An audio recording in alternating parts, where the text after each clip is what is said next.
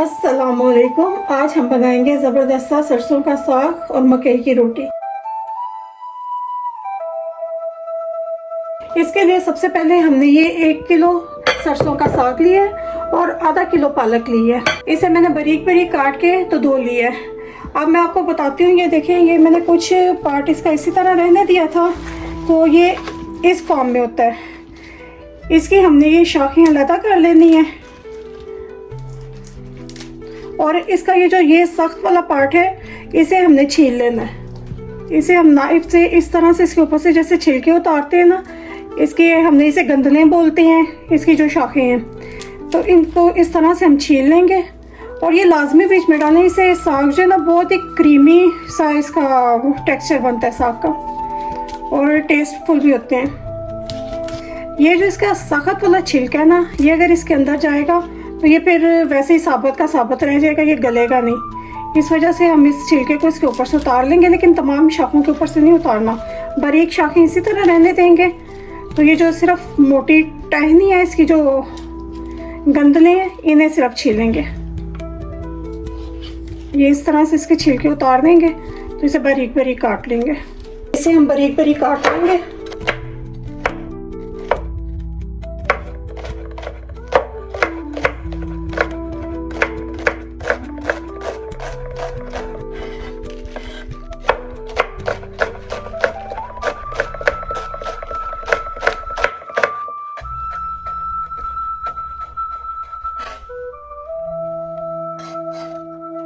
अभी मैं सबसे पहले जो है ना, ये प्रेशर कुकर में 1 गिलास पानी डालूंगी, फिर इसके अंदर साग शामिल कर देंगे। अच्छा, ये देखिए, मेरे पास ना ये बिल्कुल छोटी सी प्याज है, ये 1 प्याज में इसमें शामिल कर दूंगी। इससे ना इसका टेक्सचर बहुत अच्छा हो जाता है कि जैसे नहीं वो मसाला मसाला सा हो जाता साग में, उस तरह की फॉर्म में ये आ जाता है। तो ज़्यादा बड़ा प्याज ना डालें, ये तकरीबन अगर कटा हुआ है तो 1 से 1.5 टेबल स्पून के करीब है।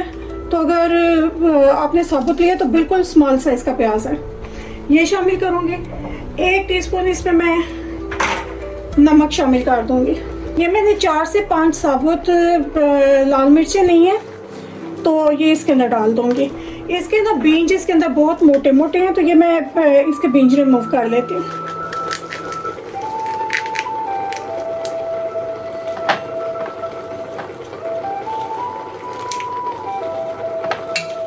ये देखिए, इसके मैंने बीज निकाल लिए हैं तो इन्हें डाल दूंगी।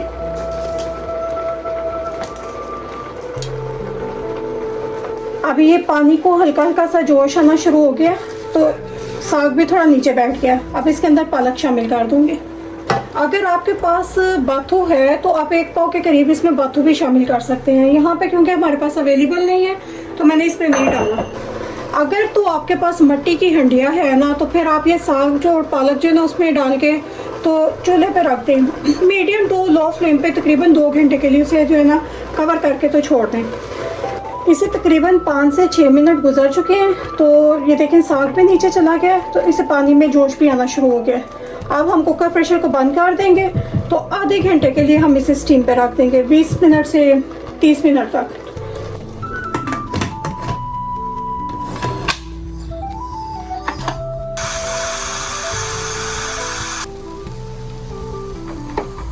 हमारी साग को आधा घंटा गुजर चुका है। अब हम इसे ओपन करते हैं।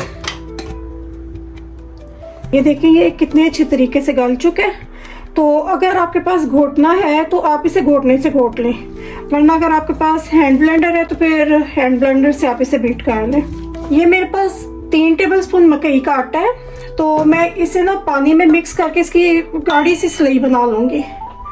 और ये जो स्लरी है ये ज़्यादा बेहतर रहती है। अगर आप ऐसे आटा डालें ना तो इसकी फिर गुठलियाँ बन जाती हैं। अगर आप स्लरी बना लें तो वो फिर बहुत ईजी रह जाता है। ये हमने थोड़ा सा पानी इसमें डाल के तो वो मिक्स कर लिया। अब हम इसे साथ साथ बीट करेंगे और साथ साथ इसमें ये स्लरी शामिल कर देंगे।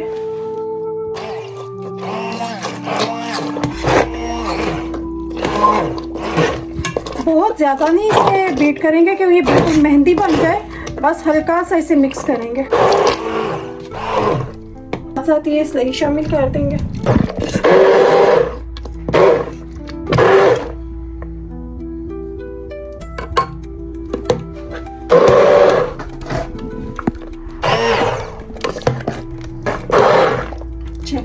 मिक्स हो चुका है, बस इसे इतना ही रहने देंगे वरना ये बहुत ज़्यादा पेस्ट इसकी बन जाएगी। ये मैंने आधा कप से पौना कप घी का लिया है। आप इसमें घी तेल जो भी कुछ है अपने हिसाब से डाल सकते हैं, अपनी मर्ज़ी के मुताबिक लेने। मैं इसमें ये शामिल कर दूँगी। ये साग को तड़का लगाने के लिए मैंने पौना कप घी का इसमें शामिल किया है। जैसे ये घी गर्म होगा इसके अंदर मैं 1 टेबलस्पून लेवल का राई दाने का शामिल कर दूँगी। घी हमारा गर्म हो चुका है तो ये मैं इसमें राई दाना शामिल कर दूँगी। जैसे ये राई दाना थोड़ा सौते होगा कि थोड़ा सा कड़कड़ाएगा तो इसके अंदर मैंने लहसुन और अदरक का 1-1 टीस्पून लिया है कूट के, वो शामिल कर दूँगी। राई दाना हमारा सौते हो चुका है। अब ये मैं इसमें कुटा हुआ अदरक और लहसुन शामिल कर दूँगी। 1 टीस्पून अदरक है, 1 टीस्पून लहसुन का।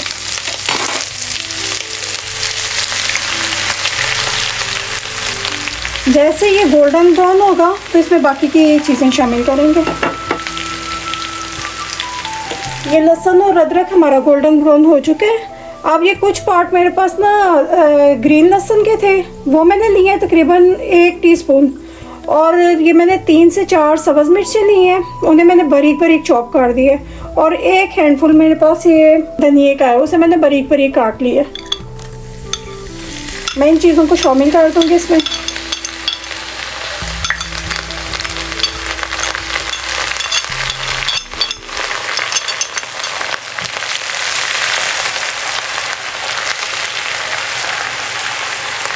थोड़ा सा इसे सौते करेंगे, अपना साग शामिल कर देंगे।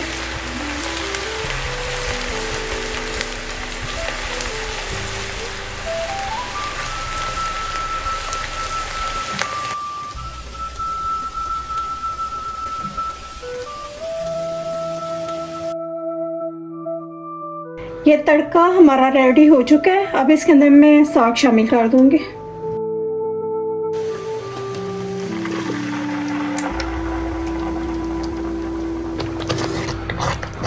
इसे मिक्स करेंगे तो इसे बिल्कुल लो फ्लेम पे हम तकरीबन 15 से 20 मिनट तक ना इसी तरह छोड़ देंगे। ये साग हमारा बनके बिल्कुल मलाई की तरह तैयार हो जाएगा। इसे मैं मिक्स करके कवर करके 15 से 20 मिनट के लिए इसी तरह छोड़ दूंगी। बिल्कुल लो फ्लेम के ऊपर रखेंगे, जैसे दम वाले चूल्हे पे रखते हैं ना, उस तरह से छोड़ देंगे।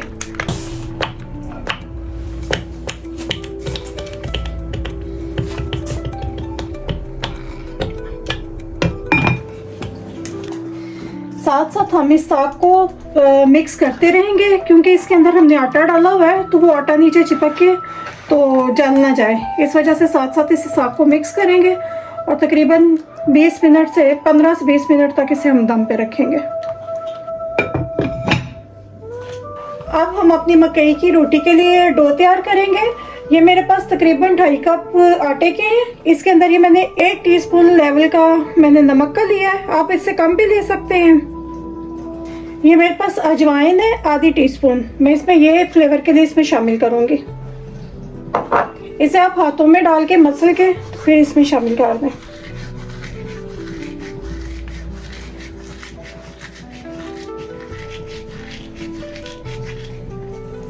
ये मैंने गर्म पानी लिया है, ये नीम गर्म से थोड़ा सा ज़्यादा है कि बहुत ज़्यादा खोलता हुआ पानी नहीं है। ये मैं हस्बे ज़रूरत इसमें पानी का शामिल करूँगी। तकरीबन ये 1.5 से 2 कप इसमें पानी जाएगा।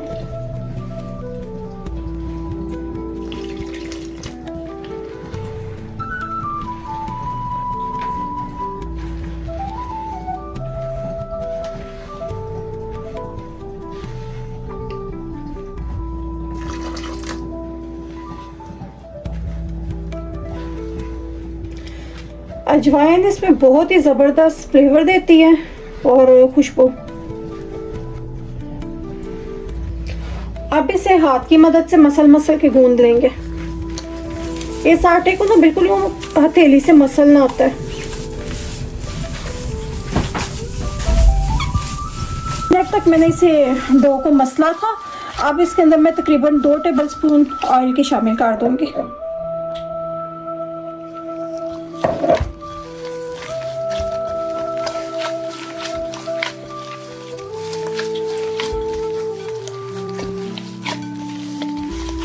ये देखें डो हमारी कितनी अच्छे तरीके से गूंद चुकी है। अब साथ साथ हम इसके बॉल बनाएंगे तो साथ साथ हम इसकी रोटियां बनाते जाएंगे, बेलते जाएंगे।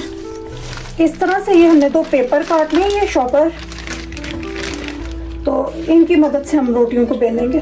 सबसे पहले एक बॉल बनाते हैं।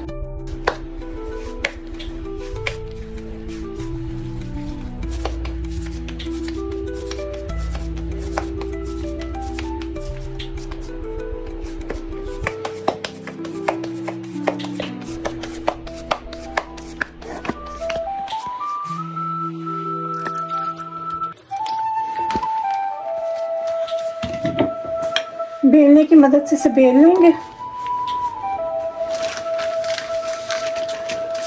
साथ साथ इसे शॉपर को घुमाते जाएंगे कि इसकी शेप बन जाए।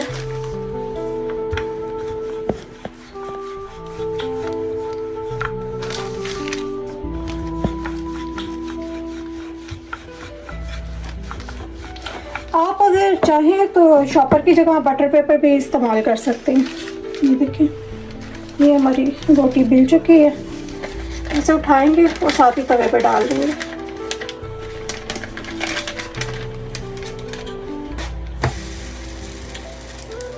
मीडियम टू लो फ्लेम पे इसे हम पकाएंगे। इसे इसका कलर थोड़ा चेंज होता है, हम इसे उल्टा देंगे, इसकी साइड चेंज कर देंगे। थोड़ा सा इसके ऊपर घी लगाएंगे, दोबारा से इसे टर्न कर देंगे, पकाएंगे।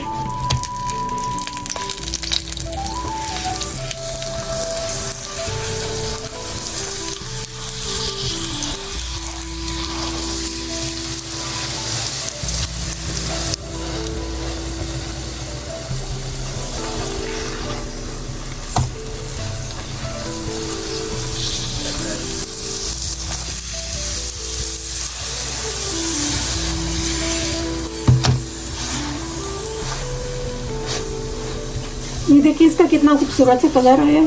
अब हम इसको निकाल देते हैं।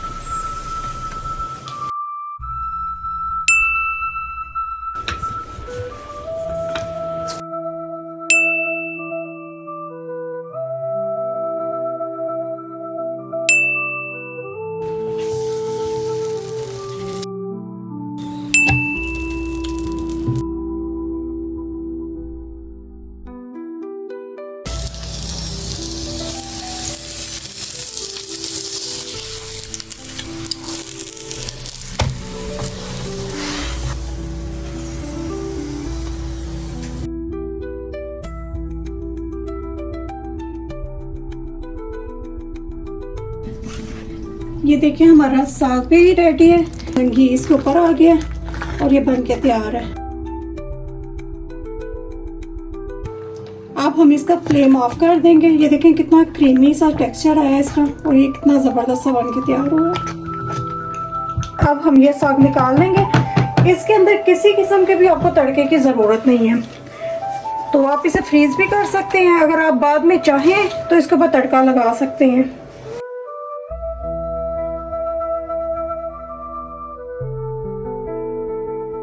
ऊपर किसी किस्म के तड़के की ज़रूरत नहीं, ये सिर्फ मैं प्रेजेंटेशन के लिए डाल रही हूँ। तो अगर आप चाहें तो आप भी इसके ऊपर तड़का या कुछ लगा सकते हैं। ज़बरदस्त हमारा सरसों का साग और मकई की रोटी बनके तैयार है। आप भी बनाएं, खाएं और एंजॉय करें। लाइक करना, सब्सक्राइब करना मत भूलें। कमेंट में अपनी राय का इज़हार लाज़मी करें। Thanks for watching. अल्लाह हाफिज़।